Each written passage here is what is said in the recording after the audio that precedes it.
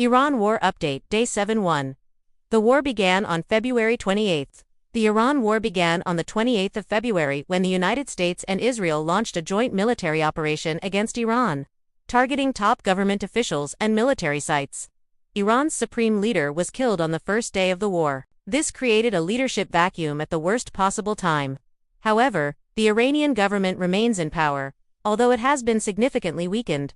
An interim council is currently running the country, while leaders decide who will replace Ayatollah Ali Khamenei as the next supreme leader. 2.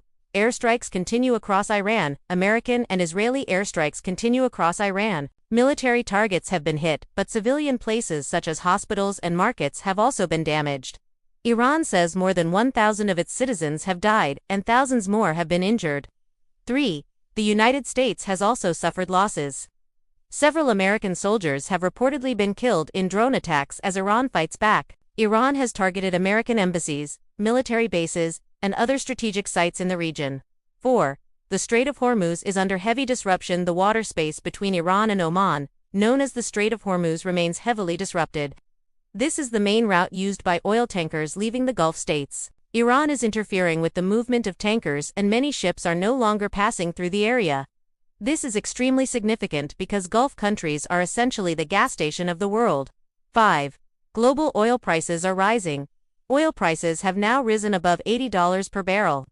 When oil prices rise, fuel, food, and transportation costs also increase. Poor countries that rely heavily on imported oil suffer the most.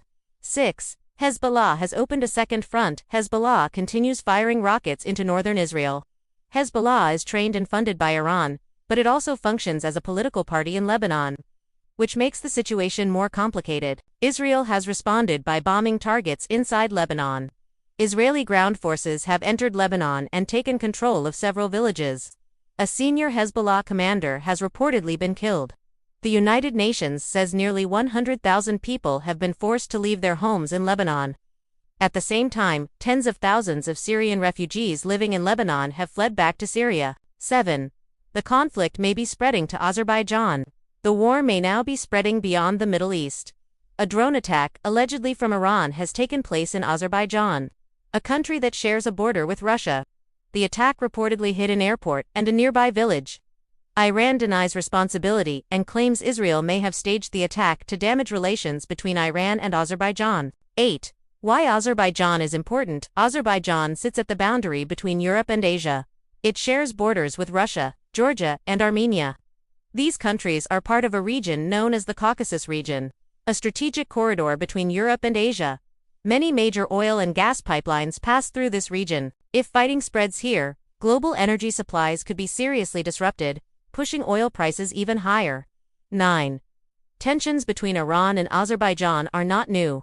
Azerbaijan has a close relationship with Israel and buys many Israeli weapons and drones. Iran believes Israel's intelligence agency, Mossad, sometimes uses Azerbaijani territory to carry out operations against Iran, including spying or attacks.